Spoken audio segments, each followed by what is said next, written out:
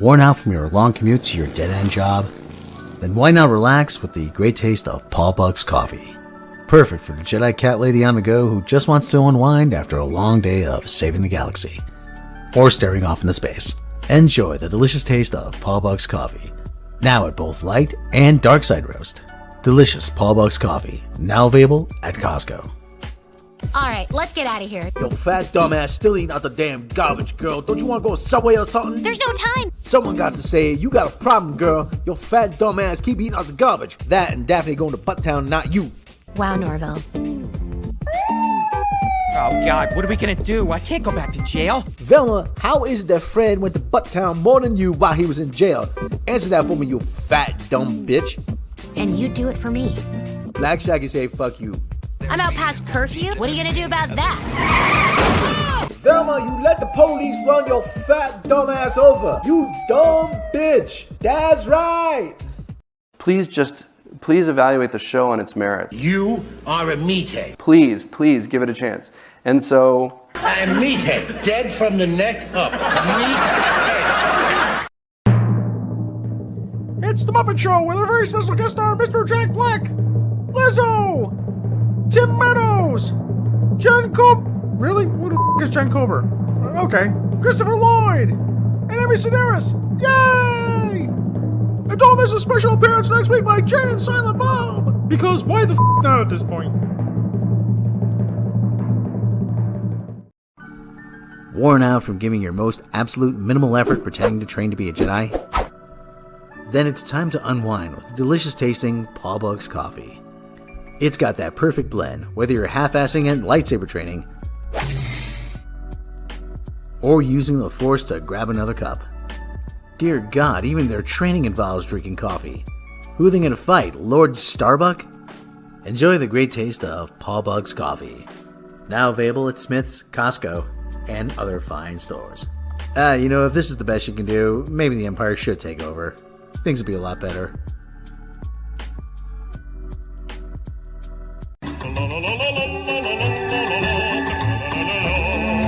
No sexy. No sexy. No sexy. How is my mom's disappearance related to your grandma? Your mom's left because she hated your fat dumbass, bitch. These dumbass writers gotta make everybody connected to everybody else. Don't know nothing about characterization, know how. That's right. Your mom's a high school principal married to a guidance counselor. At least my parents are still married, bitch. Your pops is married to some dumbass waitress almost as dumb as you. Ah! What the hell? Wait, I found a bag of salad. What the fuck you doing? Ah! Good, something funny actually happened in this goddamn episode. About time, bitch. We could take Daphne's mom's cop car to Spooner's to get food there. Unfortunately, I don't drive. Your fat dumbass just wants an excuse to eat out the damn garbage again. You sick girl, you need some help. It ain't the kind of help that Black Shaggy can give you. That's right. Oh, yuck. Ugh.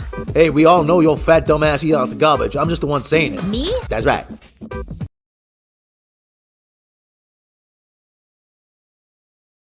She's a single female lawyer in the city, who happens to be the cousin of one of the most powerful Avengers. There's no competition for me because I'm the strongest, so it's just kind of like a different... Oh, yeah, she'd like to think that, but... No, not her. The other one.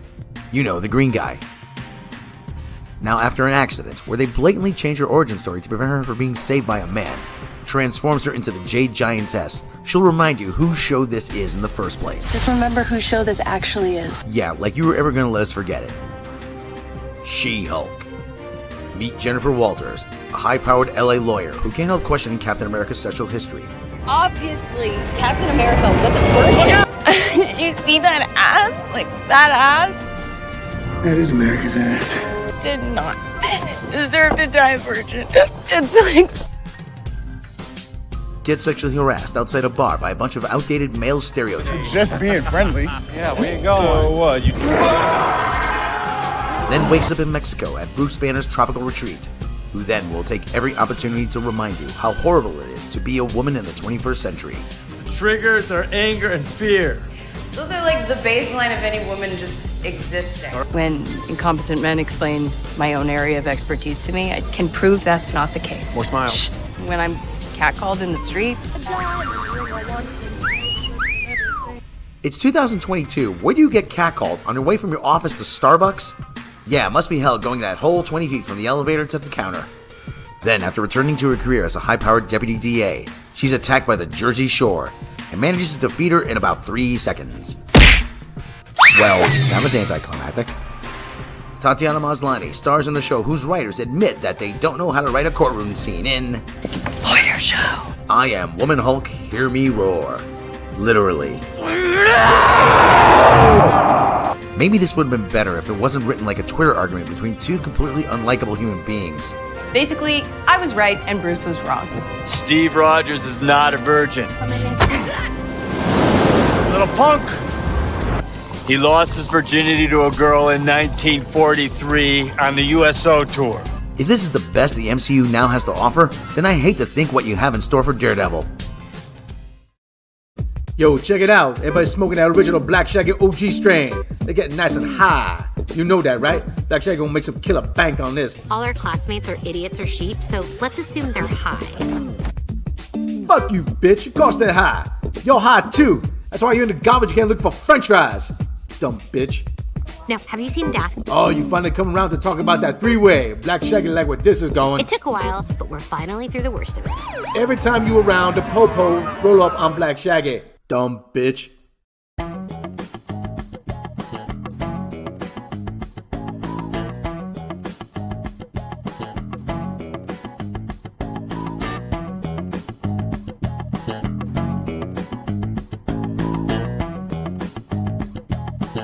Hey, brother, how much of how much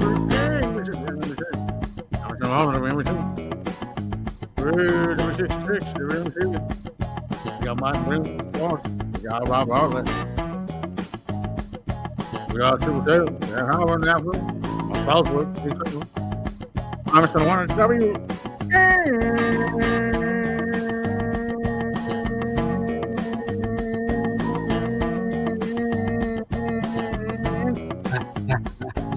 And DC. And we see. How much in the morning? How y'all doing? How's it going over there, brother? How's Donkey Kong, baby? How's Donkey Kong? How's Donkey Kong, baby? Well, I did find that commercial. So I have to run some commentary over it. So. Because of certain indiscreet remarks by Don Imus and Howard Stern, WNBC Radio apologizes to the following: the National Organization for Women, the New York chapter of Hadassah, Governor Cuomo, the New York Jets, the United States Congress, both houses, Nassau Community College, the Gay Men's Choir, Sons of Italy, Rabbi Art. I'll have to cut that into little bits. We weren't so bad, we weren't so good. Robot Shlomo, if we weren't bad, we weren't so good. How you all doing, everybody? How's your Donkey Kong? How's your Donkey Kong? Boom, boom, boom. 66. New WNBC New York. How is everybody doing out there in Radio Land? Anyway. So it's football season. Are you ready for some football? How's everybody doing out there? Hope your team is winning. My team doesn't play till later. The New York Football Giants. We're going to go over scores later. I got to say that people seem to be taking this whole writer strike pretty seriously. But we all like to rag on Disney first.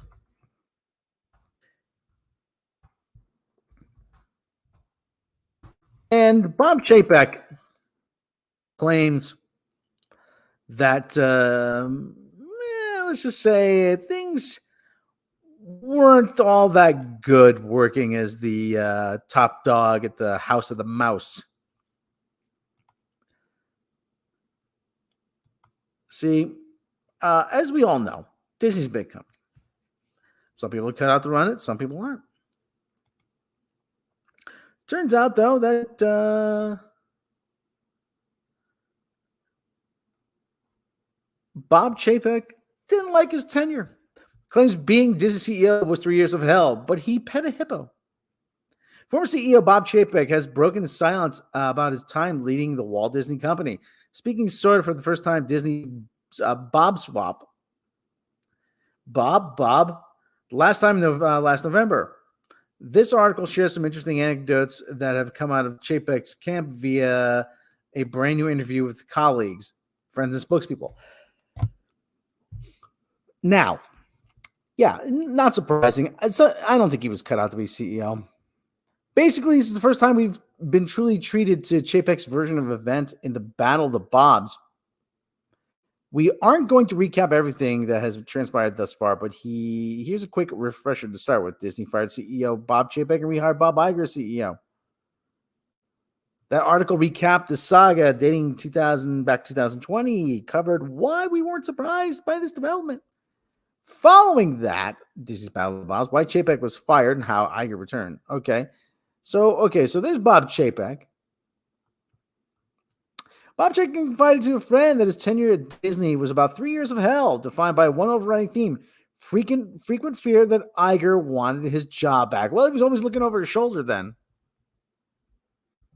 According to the article, hold on a second. According to the article, Chapek earned Iger's respect as a shrewd cost cutter and low drama manager with integrity and operational expertise. Chapek cemented his reputation with Iger during the construction of Shanghai Disneyland, the $5.5 billion theme park that opened in 2016, months after months of delays, going significantly over budget. Iger and Chapek traveled to Shanghai together more than 10 times, and Chapek got the cost overruns and construction headaches under control. Supposedly, Iger's experience with Tom Staggs, who was unable to secure the board's blessing to be CEO successor, is what prompted Iger to fast-track Chapek into the CEO role. Iger reportedly told board members he didn't think Chapek needed to audition for the role. This explanation makes some degree of sense on the surface. Iger would later tell others he mistook Chapek's stellar operational track record for leadership skills. Yeah, well, if the guy's good at a job, doesn't mean he's going to be a good leader. A striking mission for Iger, who prides himself on emotional intelligence and being a deal maker. Other Disney executives have privately speculated that Iger chose Chapek because he wouldn't rival him either in charisma, celebrity, or for more cynical reasons. As discussed in the commentary, this is our perspective. Well, yeah, you don't want to be, you don't want to select a guy who's going to do better. Bob the Fall Guy, because he's the unknown stunt man, makes a hero out of Bob. Regardless of what else is fact or fiction. Oh, hello. Oh, Scarlett Johansson. Oh, hey, how you doing, baby? It's clear that Iger didn't know Chapek as well as he should have before choosing him as CEO. That much would become obvious via the well-documented conflicts the two had starting in mid-2020 as the two competed almost openly for power and influence within the Walt Disney Company. CNBC also spends considerable time and adds new context to conflict between the Bobs in 2020 and 2021 when Chapek was CEO, Iger was CEO, and Iger was executive chairman and still more or less running the show. While a lot of specifics and anecdotes here have never been discussed before, no truly new ground is covered. Okay, so there's Bob. He's got his stress beard on. Chapek invited several executives to mandatory conferences for the bulk of the retreat. Oh, we're talking about the retreat. As a result, they missed out on the scheduled fun, such as interacting with animals at Animal Kingdom, getting to ride in the theme parks without lines, according to CNBC. For his part, Chapek only attended a few minutes of the first strategy meeting and instead spent most of his time at the retreat participating in activities that would showcase his personal side to his employees. Yeah, well, you want the employees to think you're one of them. You might recall Chapek's beard era, a period during his tenure as CEO, which he had facial hair because his colleagues told him it humanized him. It's a well-known fact, robots cannot grow beards. According to CNBC, several executives locked in the conference room found out Chapek was having fun petting a hippopotamus, causing their collective frustration with him to grow. After the meetings, a trio of executives who were openly bitter towards Chapek, presumably because they did not get to pet the hippopotamus, earned themselves the nickname the Mean Girls, the reference to the Lindsay Lohan movie of the same name, from Chapek because he felt they were ganging up on him. Oh, jeez. Oh, sorry, guys, you didn't get to pet the hippo. We'll make it up to you.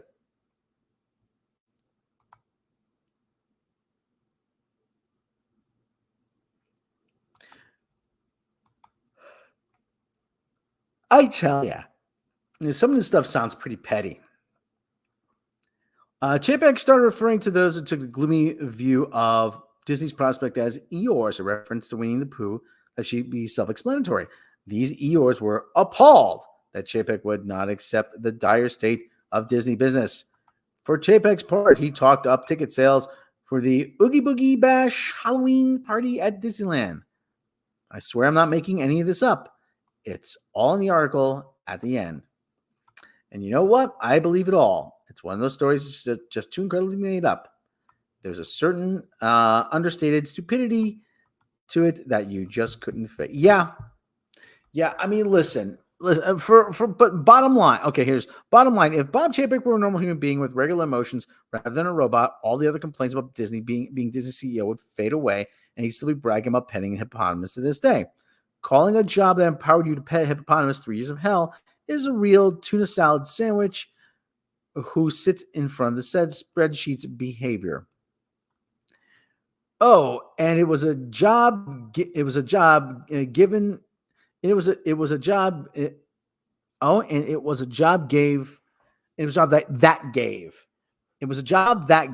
Proofread your stuff, guys. And it was a job that gave Chapek the chance to influence the happiness of millions of people the world over. It was also a role that paid Chapek hundreds of millions of dollars and included a tidy sum for doing absolutely nothing in 2023 to simply go away. Obviously, no material riches or stewardship over the magic of Disney can compete with petting a hippopotamus. Those things are vicious. You don't want to get too close to those things. They'll bite your face off, man. They really would. So really, this is a lot of Crimey River material. Okay, yeah. So there's the hippo in question. He's a big, they look all cute, but then it is actually the most dangerous animal in the wild. But let me tell you something. Okay, but Bob, just remember, you are my number one guy. I don't feel bad for him. Listen, obviously he worked very hard to get where he is, okay? But this is all part and parcel. You're going to deal with it really is. It's almost like high school. It really is. It's like high school. There's a lot of backbiting, a lot of social climbing. It really does sound a lot like high school. And, Bob Iger sounds to me like he still wants to be quarterback. Bob Chapek's the guy that, tries to fill in the gap, but he can't do it. He doesn't have the charisma that Iger has. But the other thing, too, is, listen, it's going to take a while for Disney to right the ship. Listen, I'm not a huge... Listen, I like Disney well enough, okay? Do I like everything they do? No, certainly not. I like some properties, and I would say Robin Hood still has a special place in my heart because it is quite literally the first movie I ever saw. I was 3 years old. Went to the Hamden Plaza Cinemas, Hamden, Connecticut, to see with the family, to see Robin Hood. I don't remember much. I remember Will Scarlet being locked in prison and the fire scene, the prison scene, the fire, trying to get everybody out. I remember pulling up. I remember pulling up to the Hampton Plaza, and back then the Hampton Plaza Cinema was it had a huge mural. Let me find the pictures. There's several pictures of it. Hold on. Here we go. This is it. This is it. A huge sea mural, undersea mural. The building's no longer there, sadly. But that mural was there for years. And let me pull that up so everybody can see it. And again, like I said, that is my first memory. So Disney has a very special place in my,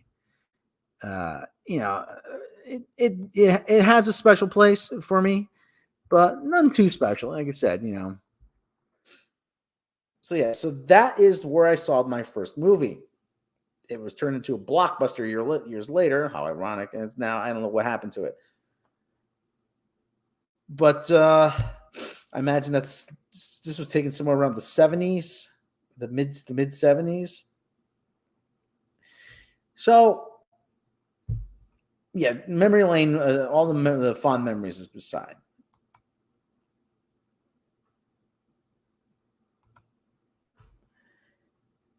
Disney's going to have to get back to what it does best, which is make people happy. That's Disney in a nutshell. What do? They make people happy. Granted, that's a little bit more difficult these days. But that's what their whole business model used to be. What do? We make people happy. When people come to our hotels, we make them happy. People come to our theme parks, we make them happy. When they watch our movies, we make them happy.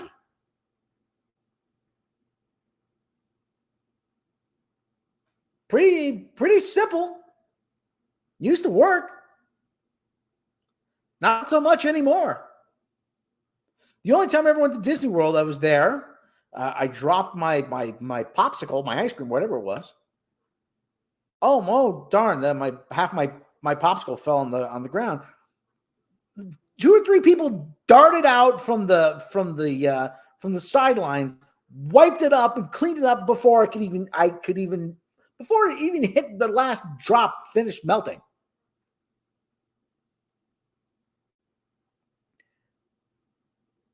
I mean, really.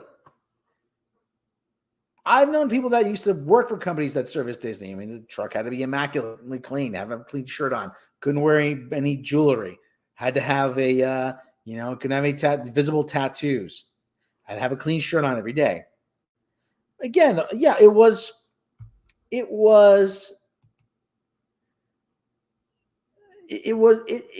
a very kind of fastidious kind of thing, but that's what they need to get back to. And the other thing too is, the other thing too, Bob Iger's not doing himself any favors. Bob Iger was at that CEO retreat. Oh, well, the writers' demands are ridiculous. Well, okay, Bob, everyone's sorry, their demands are ridiculous. Well, okay, who says that? I can't tell you. That's just their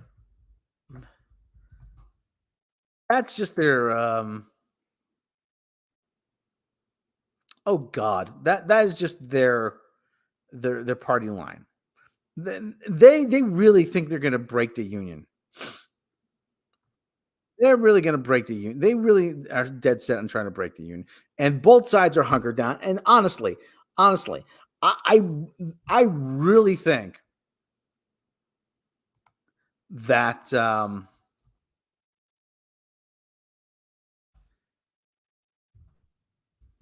the studios, I think that the big problem for the studios is they thought that the writers were going to come crawling back now. They thought the studios were going to come back. They thought the writers, and now they're like, well, why isn't this working? And the studios all are trying to play. They're trying to starve out the writers and creative people.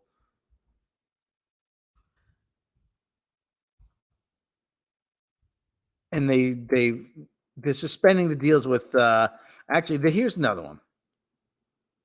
You know, let's see. I made a new strike bumper, and I'd be ashamed if I didn't use it. Hold on, where the heck is it now?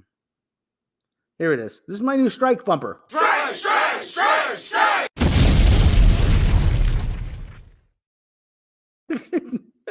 One more. That's kind of quick. Let's play it one more time. Strike, strike, strike, strike.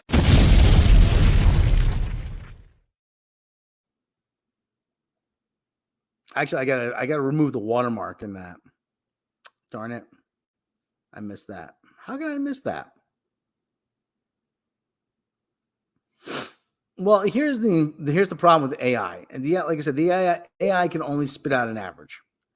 You still need people, though. Warner Brothers suspends here. Okay, here's the and now what this means for Black Shaggy, we're not sure yet. But season 2 of Velma was supposedly already in the works because they do multiple season orders because animation is so time consuming and expensive. Warner Brothers suspends deals with Mindy Kaling, J.J. Abrams, and other top creators. Writers Guild of America strike is entering its 5th month with no end in sight.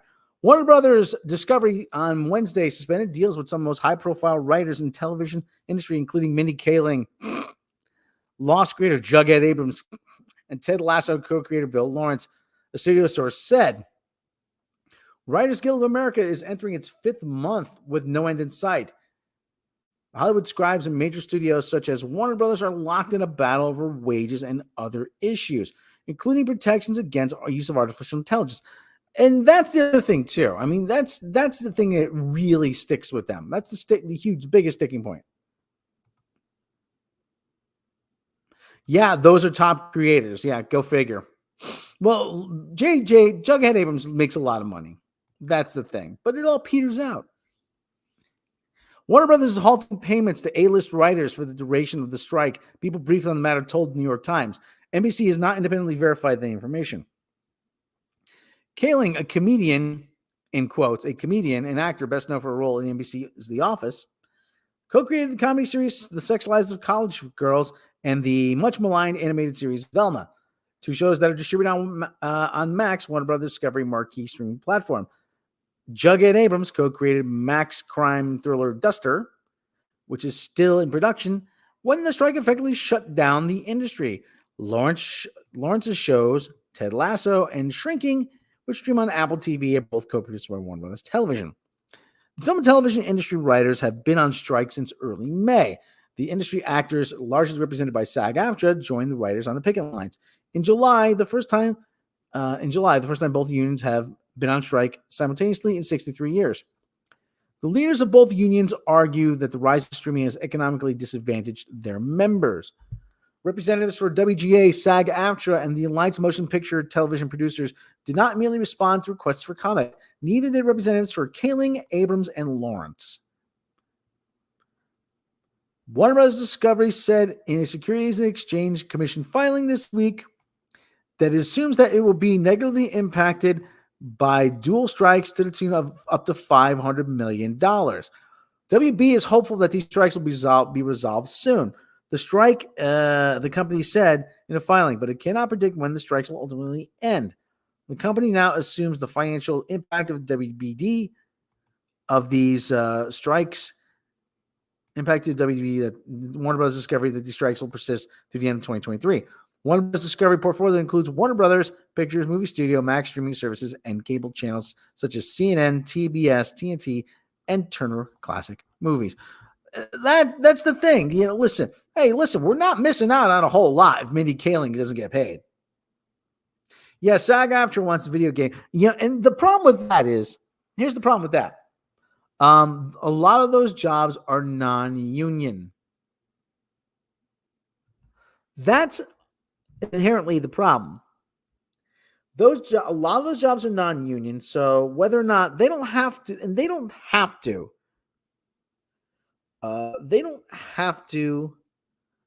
agree to that. So I don't know. That's an area that I'm not too well versed in. But yeah, Mindy Kaling is your top creator. Mindy Kaling, she's the one that Really, seriously.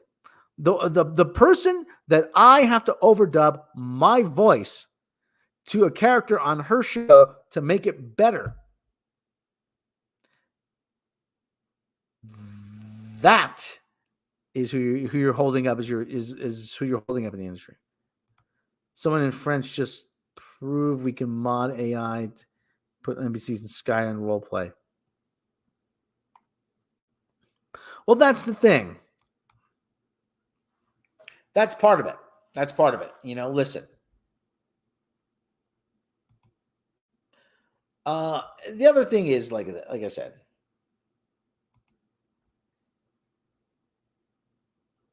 the other part is Warner Brothers really is looking to go to the mat. They are supposedly giving up on Aquaman 2 as a part of their effort to run this into the ground.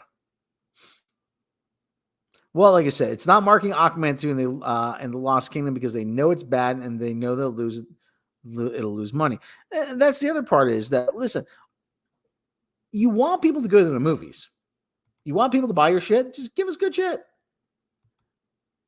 I think what we're doing is we're seeing we are seeing what happens when you expand too quickly.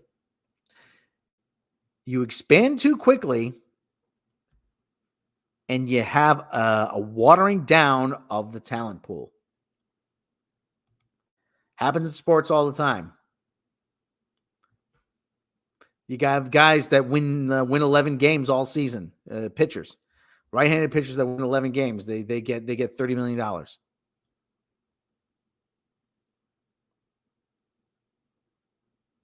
Winning 11 games is not difficult. With the halfway decent team behind me, I might be able to win 11 games. That's hyperbole, but, work with me here. But this is another thing, too. New rumor claims Warner Bros. Discovery is not marketing Aquaman and the Lost Kingdom because the company knows the movie's bad and believes it will lose money. Rumor comes from scooper Casey Walsh on X, who responded to a question about why an Aquaman and the Lost Kingdom trailer has not been released yet, despite the film set to arrive in theaters on December 20th. Walsh wrote, because they know it's bad, they know it'll lose money, and they aren't putting a marketing budget behind it at all. The latest rumor comes after a report from Hollywood reporters Boris Kitt claimed the film underwent a third set of reshoots since it finished principal photography in January 2022. The previous two reshoots take place between the summer of 2022 and the beginning of 2023, and were done due to the film receiving uninspiring test screenings. Kitt detailed an insider informed him that this third set of reshoots was being undertaken due to the issue story clarity. The idea that test screenings for the film were uninspiring was previously reported by Scooper's Viewer Anon, Big Screen Leaks, and Jeff Snyder. Oh, Jeff Snyder. Oh, well, then, of course, it's got to be true. Jeff Snyder was the first person ever to block me on Twitter because he reported that his buddy, apparently he's supposedly friends with Michael B. Jordan. So he puffed him up a little bit. And he said, there's a rumor that Michael B. Jordan is a rumor that Michael B. Jordan is going to be playing Boba Fett. And you know what? And if you don't like it, you're a racist. And because blah, blah, blah, blah, blah, blah, blah. And Jeff Snyder, he did all these race baity kind of articles. There's a 95% chance that Peter Parker won't be white in the new Spider-Man movie. And it's 95% chance. And, I have my sources. And then if you challenge it on me, what are you talking about? You're a racist. You're racist. I can't be racist. I'm a Jew with a black girlfriend. So that's Jeff Snyder. That's Jeff Snyder. Jeff Snyder's been fired from just about every website he's worked for, too. So, I mean, take it with a grain of salt.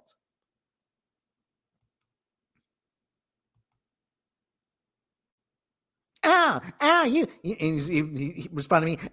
Well, I didn't report it as news. Adios. I'm like, yeah, you reported it as news. And that was a 6-month-old rumor, too. He reported a 6-month-old rumor as news. And he's wrong a lot. He is wrong a lot. Why people keep listening to him, I'll never know. You can't call me a racist. No, you're the racist. I'm a Jewish guy with a black girlfriend. I can't be racist. Nah.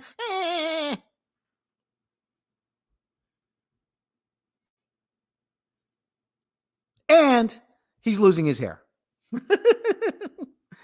He's doing the comb over. He's like doing the comb over, like the big side part, but he's really losing his hair. I'm not losing. I'm not bald. Look. I'm just parting it on the side.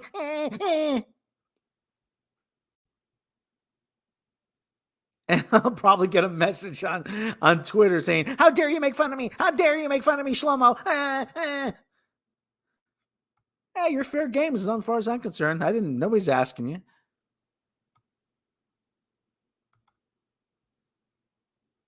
All right. Well, anyway, like I said, industry people, stop listening to Jeff Snyder. He's not right about anything. Viewer non-claimed. I'll be honest. We're half a dozen test screenings in, and it's not looking great. I've consistently heard over the last half year. It says last half year right there. Half year. Who's this? Who's this? Vincent Van Gogh? Or so that it's boring, not as good as the first, potentially one of the worst DC movies. Well, that's a difficult thing to top. I mean, geez, have you guys seen The Flash? Big screen leaks would then seemingly corroborate the story this claims writing. Here's the reason I've been avoiding any questions about Aquaman and Lost Kingdom, but since viewer not put it out there, it brings me no joy to back him up and tell you the test screenings for this film have not been good. Really hoping Juan fixes his movie before December, the Scooper added. The Scooper added follow-up tweet. I heard something that almost never happens in test screening. This movie, they're really going to need to fix this one and fast. Snyder then commented, you're a racist. I hear it's terrible, and that's why Momoa is going to be Lobo going forward. But they can't say yet because then it would be a lame duck. It was, and DC is hoping to wring another $1 billion out of the box office. First one was awful too, so not a huge surprise. As for the problem story clarity, James Wan seemed to confirm in a previous interview with Hollywood. See, look, he's losing his hair. See, he's losing his hair. So,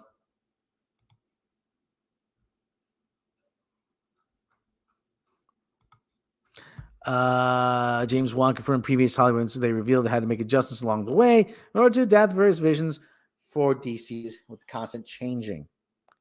Wan added DCU has been through a lot of different versions, and one thing that's challenging about this film is keeping track of what's going on.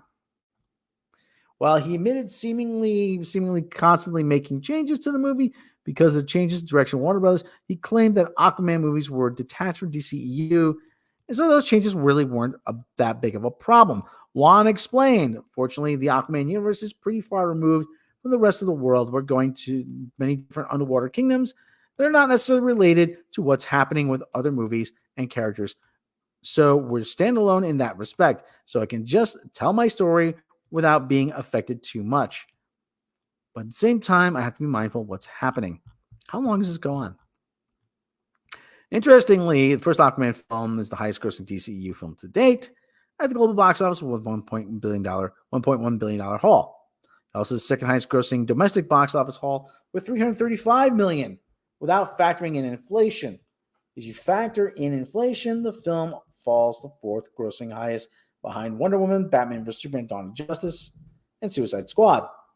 However, recent DC installments have bombed at the box office. Two worst performing films are Blue Beetle and Shazam! Fury of the Gods.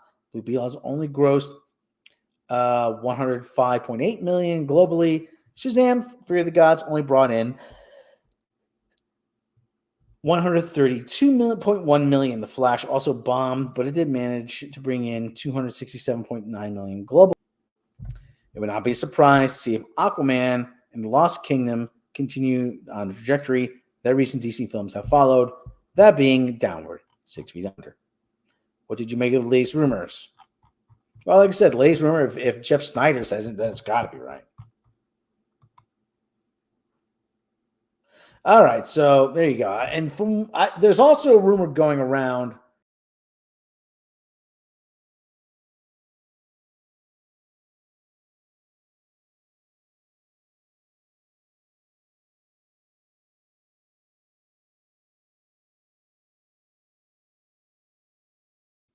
Sorry, I inadvertently kicked myself from the thing here. I went back on the wrong thing. So, okay. There's also a rumor going around that they're not putting any marketing money behind it, and it has been taken off.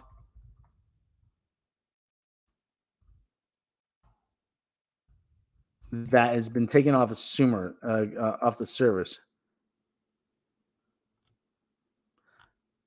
But that's a rumor. I can't confirm that.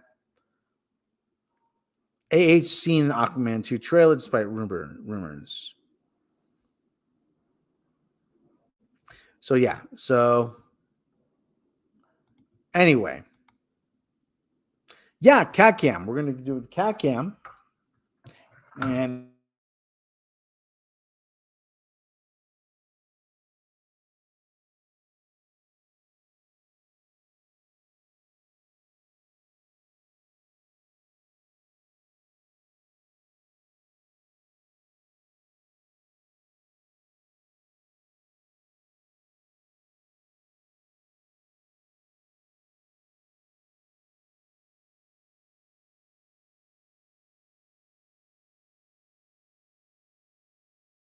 there we go.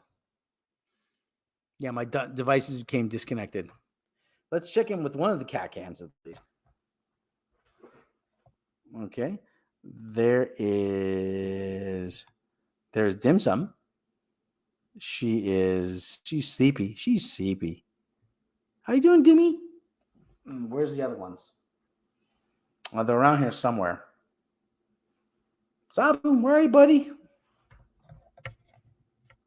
So he's around somewhere. Is he around the corner? Let me see. I don't know how far the camera can reach.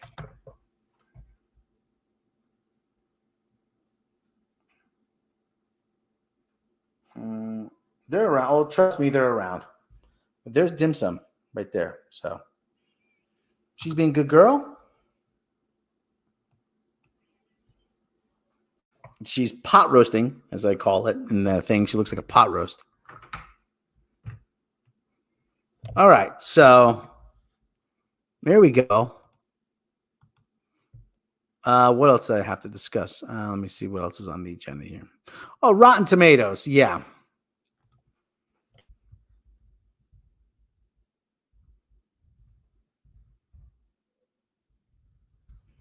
Rotten Tomatoes has been caught with their hands in the cookie jar.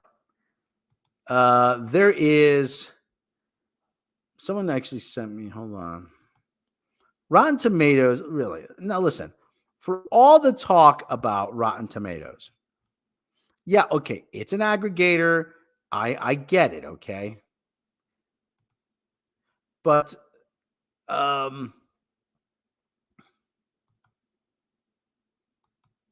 here's the problem with Rotten Tomatoes, that we live in an age where you can pretty much sway these things with bots. The decomposition of Rotten Tomatoes' most overrated metric in movies is erratic, reductive, easily hacked, and yet Hollywood it has Hollywood in its grip. In 2018, a movie publicity company called Bunker 15 took on a new project, Ophelia, a feminist retelling of Hamlet, starring Daisy Ridley. Critics who had seen, actually, I heard about this. It bombed so grossly. Critics who had seen early screenings have published 13 reviews, 7 of them negative, which translated to a score of 46% on all-important aggregation site Rotten Tomatoes. A disappointing outcome for the film with prestige aspiration and no domestic distributor. But just because the thermometer says the title is rotten, scoring a low 60%. It doesn't need to stay that way. Bunker 15 went to work. While most film PR companies aim to get the attention of critics from top publications, Bunker 15 takes a more bottom-up approach, recruiting obscure, often self-published critics who are nevertheless part of the pool tracked by Rotten Tomatoes. In another break from standard practice, several critics say Bunker 15 pays them $50 or more for each review. Hey, spend a little cash my way there, huh? Yeah. Come on. I can use an extra $50. Come on, what's going on?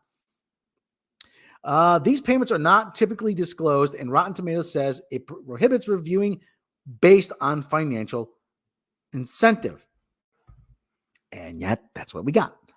In October of that year, an employee of the company emailed a prospective reviewer about Ophelia. It's a Sundance film, and the feeling is that it's been treated a bit harshly by some critics. I'm sure sky-high expectations were the culprit, so the teams involved feel like it would benefit from more input from different critics. More input from different critics is not very subtle code. That prospective critic wrote back to ask what would happen if he hated the film. The Bunker 15 employee replied that, of course, journalists are free to write whatever they like, but that super nice ones, and there are more critics like this than I expected, often agreed not to publish bad reviews on their usual websites, but to instead quarantine them on a smaller blog that Rotten Tomatoes never sees. I think it's a very cool thing to do. If done right, the trick would help to ensure Rotten Tomatoes log positive reviews, but not negative ones. Oh, and now we see how the cookie crumbles. Just a moment, I need some water.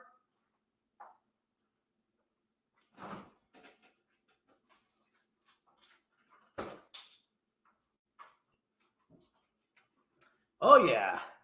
Oh, yeah.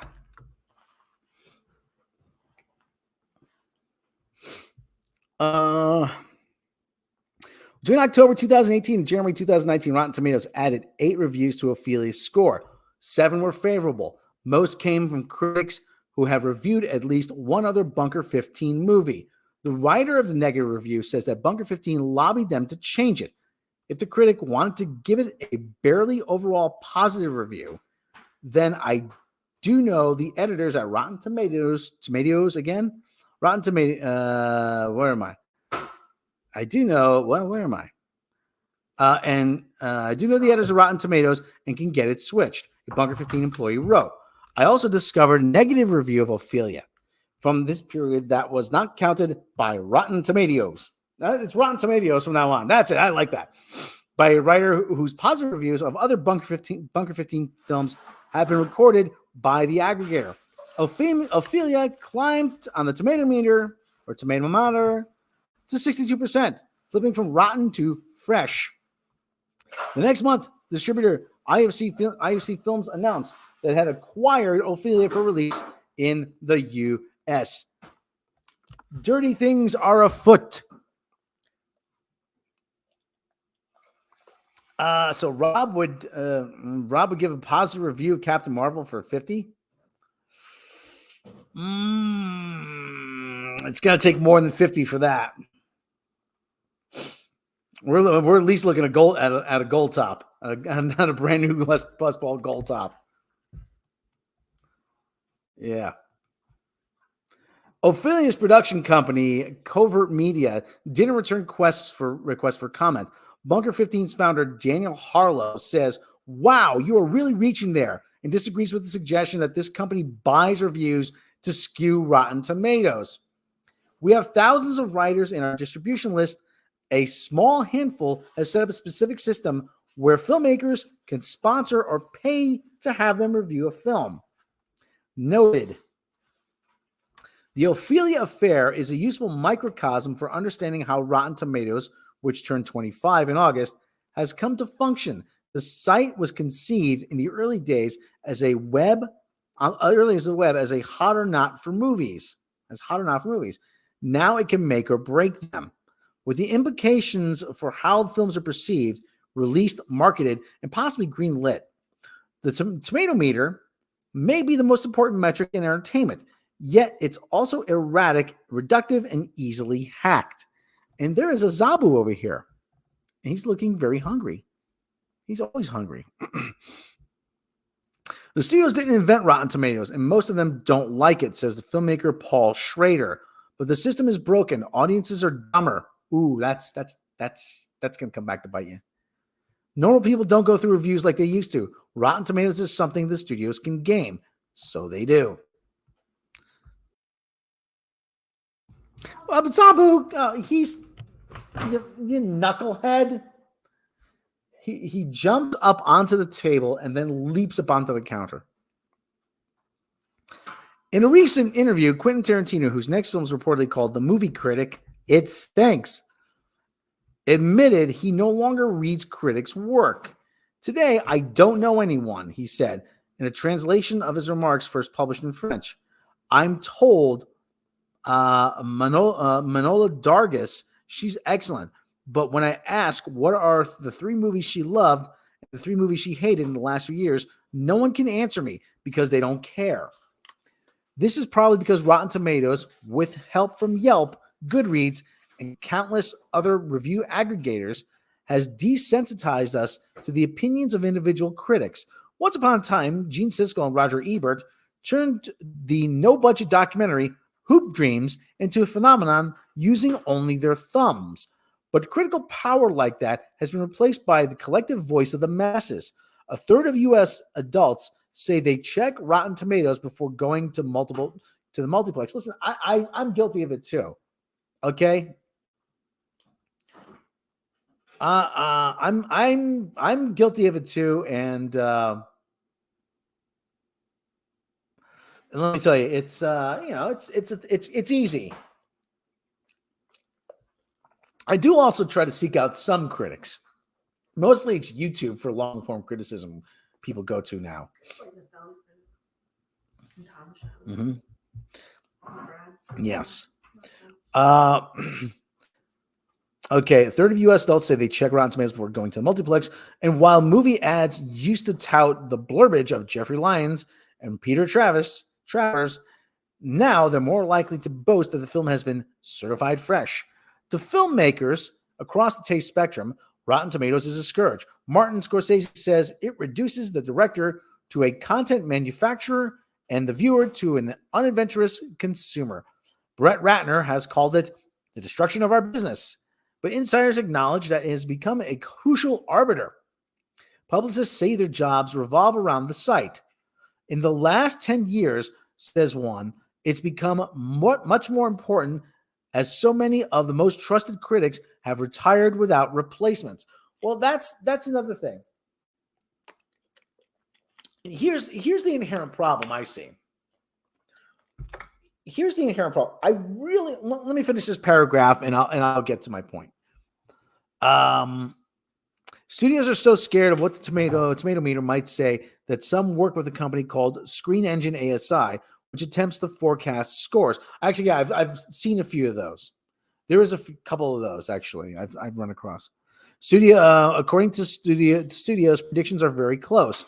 Says another publicist. I'll refer to these informers who ask for anonymity to speak candidly as publicists numbers 1 and 2. And any distribution executive says, I put in our original business plan that we should not do films that score less than 80. Rotten Tomatoes is the only stamp of approval that says this is of immense quality, and all critics agree. Now, here's the inherent problem. There's this idea that is circulated. There's this idea that's been circulating among the cognoscenti. Now, when I mean the cognoscenti, the online cognoscenti, social media, YouTube, Twitter, whatever, whomever the usual suspects are, that critics are bought and paid for. Critics work for the studios. Critics are bought and paid for. And listen, Rotten Tomatoes actually does feed into that. It does exacerbate that problem because now you have them literally fudging the numbers for Disney. They are now literally changing the rules in the middle of the game so that and they did it to protect Captain Marvel. They did it to protect Captain Marvel. They did it to protect Brie Larson, which is listen. If the movie's bad, let it go out there and take its lumps. Oh no.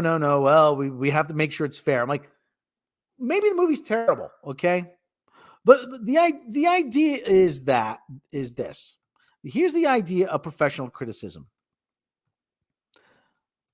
A movie critic who is paid by a newspaper, let's just say the Chicago Sun-Times or the Chicago Tribune or whatever, Minneapolis Star Tribune or the New York Times or the Daily News or whatever it is. If the critic is paid, and then there's also the complaint that, oh well, they get free tickets. They get bribed with free tickets. Okay, but that's important. That's an important part of it. And I'm going to get to why.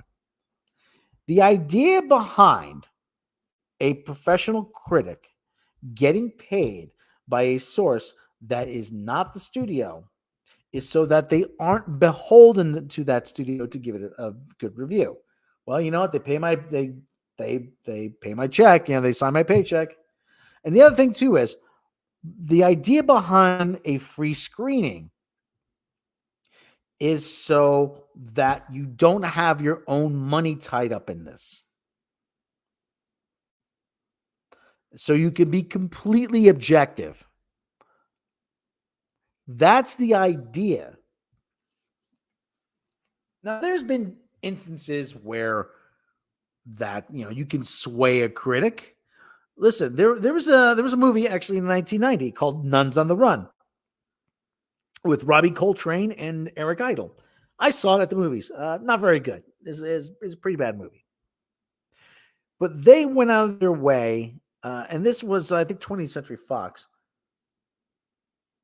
They went out of their way to find critics that were amenable. And Siskel and Ebert were one of the few ones that actually said this movie is terrible. Not a single laugh in it.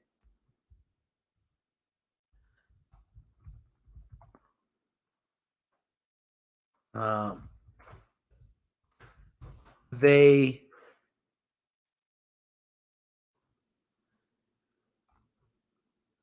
were actually going to be barred from future screenings of 20th Century Fox movies. They actually, like I said, they were actually going to be barred from seeing more 20th Century Fox movies. And what happened was Siskel and Ebert said, listen, if we're not invited to any of the 20th Century Fox movies, we'll just pay for them like everybody else. And we'll see them like everybody else. Generally, I like seeing movies with an audience. But that was an instance where, a very, very notable instance where they tried to sway. They tried to strong arm them. They literally tried to strong arm them. And it didn't work. They tried the strong arm. It didn't work. 20th Century Fox relented. And, eventually they made peace. But there's also the other ways. The other way that Gene Siskel and Roger Ebert said, they said, have they ever tried to not buy you off, but, there's the typical press junkets. There's the press junkets they try to invite on, give you a goodie bag. But most times what they'll do when they want a favorable review is they'll say to you, would you like an interview with the star? Access. Now, there's always been access media. There has always been access media. Just now, it's a little bit more open. They're a little more shameless about it. So, yeah, but I still think there is an important role for professional criticism, because I do know there's the idea that criticism has been democratized. I try to approach it in a very kind of objective way. I try not to let my personal feelings get in the way of a movie. Okay, I try to go in with an open mind. Doesn't always work. Okay, I fall short. I admit that. But the idea of professional criticism is, you know what? These guys, they go see a lot of movies. They know a lot about movies. There might be something that they see that the common moviegoer might miss. That's it. And they can give a little bit more nuanced and a little bit more articulate opinion than just it sucked. It blows. Brie Larson's an SJW. That's the other thing. That's the other thing. So yeah, so there you go. Let's continue on with this.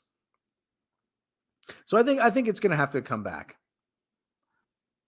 But despite Rotten Tomatoes, hold on.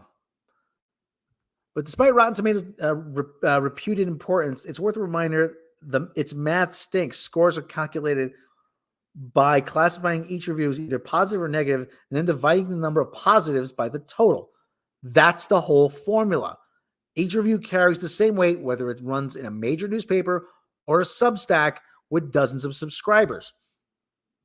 If a review straddles the positive and negative, too bad. I read some reviews of my own films where the writer might say that he didn't think that I pulled something off, but boy, it is interesting in a way that I don't pull it off, says Schrader, a former critic. To me, that's a good review, but it would count as a negative on Rotten Tomatoes. There's also no accounting for enthusiasm, no attempt to distinguish between extremely and slightly positive or negative reviews. That means a film can score a perfect 100 with just passing grades. In the old days, if an independent film got all 3-star reviews, that was like the kiss of death, says publicist number 2. But with Rotten Tomatoes, if you get all 3-star reviews, it's fantastic. Another problem where where trickery often begins is that Rotten Tomatoes scores are posted after a movie receives only a handful of reviews. Sometimes as few as 5. Even those reviews may be unrepresentative sample. This sort of is like a cable news network declaring election night winner after a single county reports its results. But the studios see it as a feature since with little elbow grease, they can sometimes fool people into believing a movie is better than it is. How long? Well, this is actually quite a long read here. So, okay. So again, this is on Vulture. So you can head up to Vulture and read the rest of this. I'm going to give this a review. I'm going to give it a thorough read. But we see the inherent problem with Rotten Tomatoes, that it is far, far too easy to game. So, yeah. So I want to continue this. Summing up. Maybe that India should have hired Bunker 15. Rotten Tomatoes new membership rules might imply the company's MO providing a wider supply of critics in its pitch, which seems to have become more explicit over time. I would like to know if you don't post negative reviews on Rotten Tomatoes. A Bunker 15 employee wrote to one critic in August 2022. Bunker 15's main business appears to be small films released of video on demand with little other promotion. It often helps them meet the 5 review threshold to receive a tomato meter score. The company's website mentions micro indies such as Cold November, Tulsa, and Businessman's Holiday, which only have a smattering of reviews each. But Bunker 15 has worked on medium-sized titles too. According to critics who have transacted with the company, these include 2022's Wildflower with Kiernan Shipka and Alexandra Daddario, and 2023's Burt Reynolds, The Last Interview and Bruce Willis's Gasoline Alley. That's probably based on the comic strip with the same name. whose 2022 release was overshadowed by news that Willis had been diagnosed with aphasia and may not have been aware he was still making movies. Oh my God, really? Oh wow. I found negative reviews of several 2023 movies, including one of the above on a Bunker 15 affiliated site, where unlike their authors, other reviews, they were apparently hidden from Rotten Tomatoes. After I asked Rotten Tomatoes about Bunker 15, it delisted a number of the company's movies from its website and sent a warning to writers who reviewed them. In a statement, Rotten Tomatoes wrote, "We take integrity of our score seriously and do not tolerate any attempts to manipulate them. We have a dedicated team who monitors our platforms regularly and thoroughly investigates and resolves any suspicious activity. And yet manipulation still happens. The question might be, is it making a difference where it counts? Attempts to evince a relationship between movies' tomato meter score and financial success have yielded conflicting results. A 2017 study by director of USC's Data and Analytics Project concluded that Rotten Tomatoes scores have never played a very big role in driving box office performance, either positively or negatively. In 2020 investigation by The Ringer found that tomato meter scores do correlate with box office returns, especially for comedies and horror films. But the authors admit that the pandemic may have scrambled movie-going habits in ways the data may not fully account for yet. What this suggests is that viewers may have developed their own formulas for choosing movies in which tomato meter scores are just one important variable. If there was a new film by, Klaus von Borgenstein, says Schrader, and he had a 3-hour drama that about a housewife in the middle ages, do you think people would go see it because it had 90% Rotten Tomatoes? No. But if it were a movie about a serial killer in the wilds of Alaska, it had 50%, they might check that out. Maybe they have better luck if they read reviews. So, okay, yeah. There's all kinds of chicanery. There's that old saying, if man can make it, you can fake it.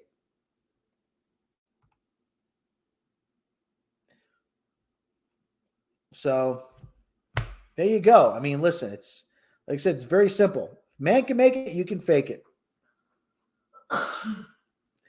All right, let's check in with the cat cam, Zabu. He's decided to appear.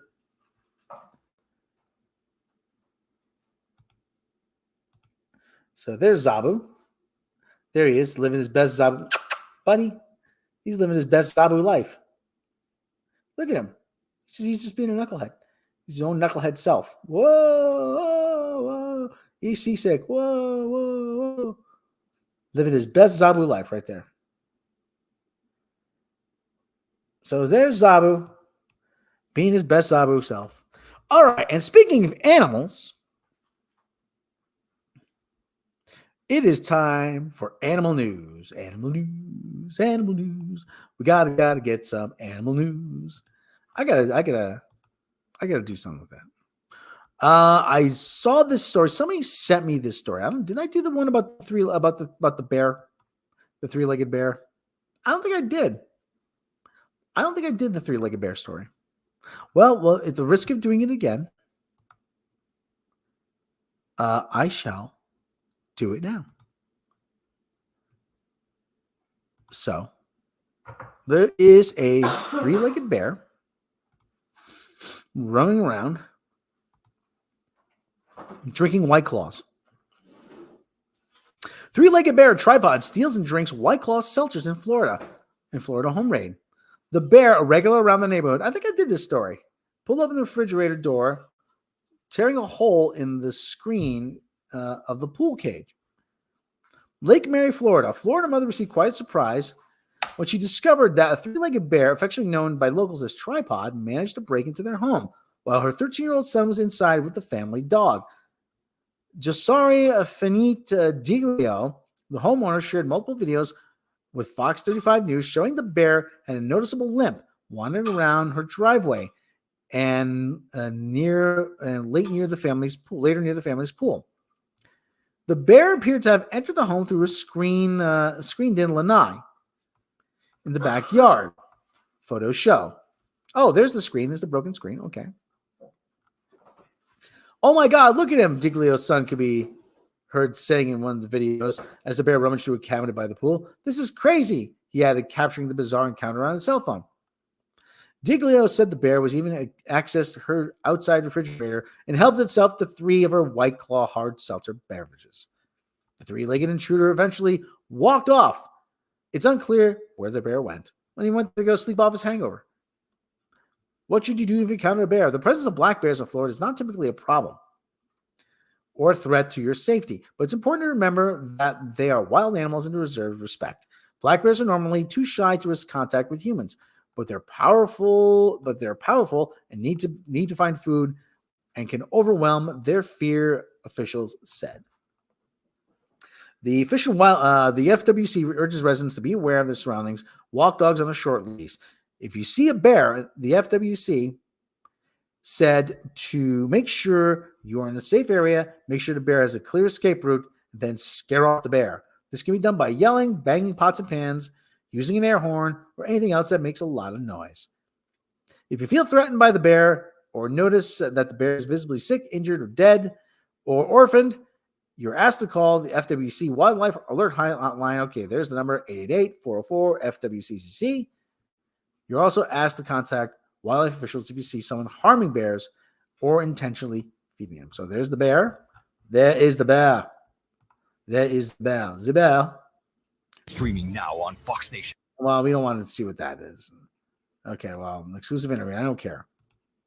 So thank you very much, Fox News.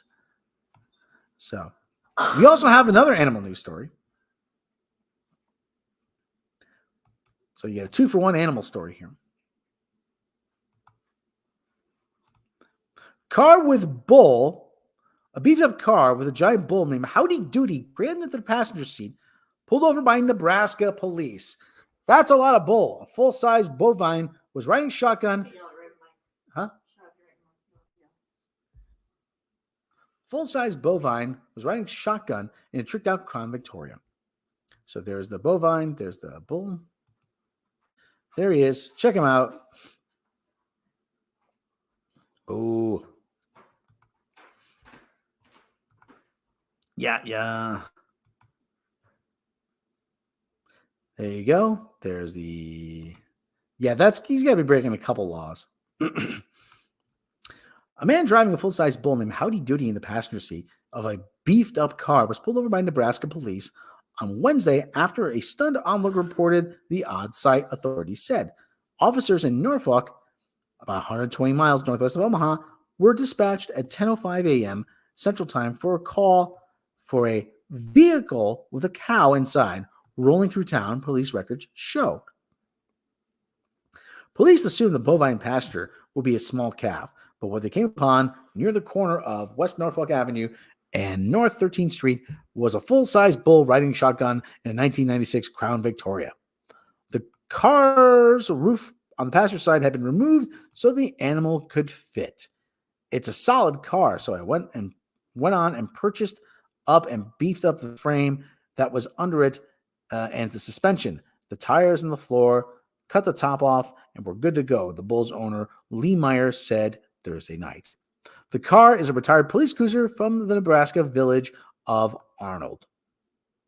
The idea of turning it into Howdy Doody's wheels had been in Meyer's mind for years, but it took a doubting granddaughter to push him to action. I had thought about it. I talked about it, and one of my granddaughters said it was a bad idea and I shouldn't do it. So I had to show her that Grandpa could do it. It might have been a bad idea, but I did it anyway. How do you do these regular attraction at parades, fairs?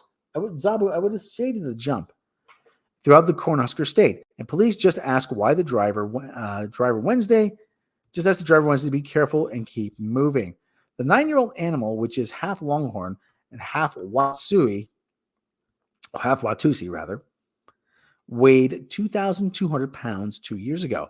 It's probably tipping the scales a little more now, Meyer said. Passenger cars are often retrofitted to transport animals, the State Department motor vehicle attorney said Thursday. Approval and enforcement of such auto refits falls under the responsibility of the Nebraska State Patrol, the DMV attorney said. A representative of that state agency could not be immediately reached for comment. Myers said that he has never gotten any type of DMV or police approval for the wheels, and that the stop Wednesday was the first hint of any issue. I've never had a problem with anyone until Wednesday, Myers said. I just have car insurance, a license, and private plates. So there's the moo cow. There's the moo cow. There he is. He's like, hey, what's going on here? We want to get Dairy Queen? What's going on? Perkins. Huh? Perkins. He's going to get Perkins? Perkins. John Perkins. John Is he Perkins. involved? I don't know how he's involved. Is it Nick or John? It's probably John. Oh my God! There's a bunch of doo doo on the side of the cow, on the side of it. Well, the cow's got to go. He's got to go. That's kind of gross. Okay, so there you go. So the cow is. Watusi Bull's name was Howdy Doody. He was immediately pulled over by Norfolk police, and they performed a routine traffic stop. The officer wrote him some warnings. There were some citable issues with that situation. The officer chose there's the cow moving down the highway. He's moving down the highway.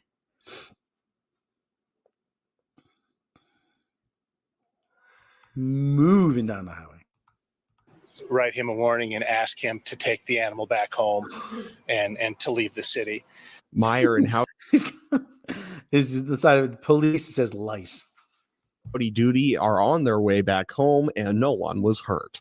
Okay, good. Nobody knows sad animal news.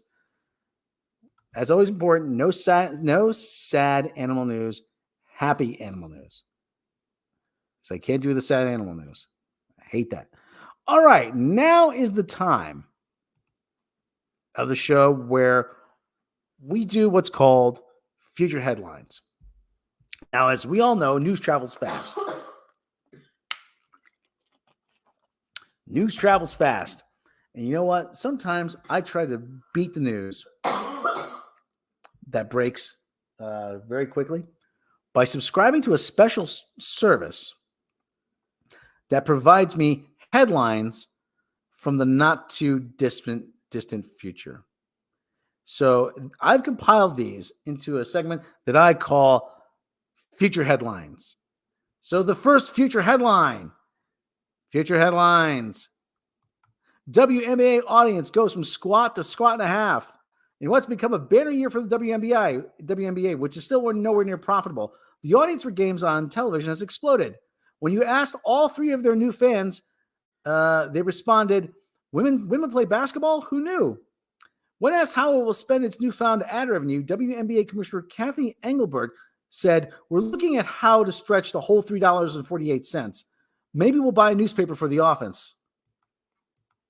So there is your future headline. And now we're coming back with another future headline. Future headlines. So Elon Musk, did it come through? No, it did not. Son of a bitch.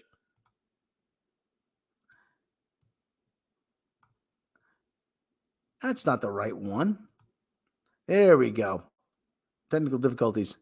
Elon Musk spends $50 billion on Kerbal space program. Proving some people have too much money. Billionaire Elon Musk has deliberately overpaid for the video game Kerbal space program. When asked why he would pay such an exorbitant price for a game that people spend no more than $10 on, Musk said, I said to them, name your price, and they came back with 50. I said to them, name your price, and they came back with 50 billion. What do you mean I could have had it on for $10? Steam? What's that? So there is our other future headline. So, and lastly, future headlines. Future headlines. Karl Marx says, stop name dropping me. In a surprise statement, the long deceased economic philosopher Karl Marx has issued a statement from the great beyond regarding his name being used in association with many of society's ills. Marx said, Listen, I know it's been a long time, but I never said gay people would destroy society. Please. I never said gay people would destroy society. I'm strictly about uniting the workers. What people do in their bedroom, that's up to them. So there you go. Last feature headline. And now we are going to do Week 1 NFL scores. NFL scores, Week 1, 2023 season is underway. Week 1 NFL scores. Here we go. I like this part. We have the Lions over the Chiefs on Thursday night, 21-20. The Browns over the Bengals, 24-3. The Texans losing to the Ravens, 25-9. The Buccaneers over the Vikings, 20-17. The Falcons over the Panthers, 24-10. The Washington team formerly known as the Redskins, of people collectively engaging in football-like activities, over the Cardinals, 20-16. The Jaguars over the Colts, 31-21. 49ers over the Steelers, 30-7. The Saints over the Titans, 16-15.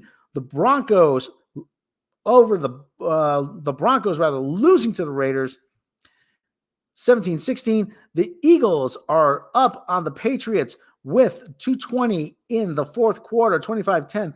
The Rams up on the Seahawks, 30-13 with 11 seconds to go in the fourth quarter.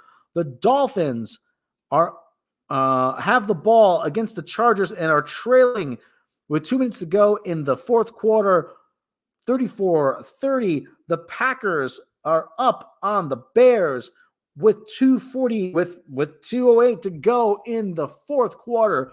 The late game today, Sunday night game, your New York Football Giants taking on the Dallas Cowboys at 5:20 Pacific time, 8:20 Eastern, 7:20 Pacific, 6:20 Rocky Mountain.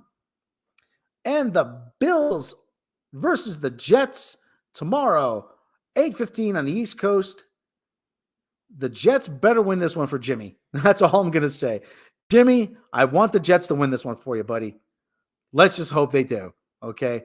So there you go. There's your Week 1 NFL scores. The Taints. I hope I didn't say the Taints. So everyone, that's our show for today. We're at 1 hour, 22 minutes. Everyone have a good rest of your day. Have a good Sunday. Have a good Monday. Have a good week. Have a good evening. Have a good morning. Have a good night. Have a good whatever you're having. No drinking, no driving. We want to see you here next time. Everybody have a good one. Take care of yourselves and each other. And as always, we will catch you next time.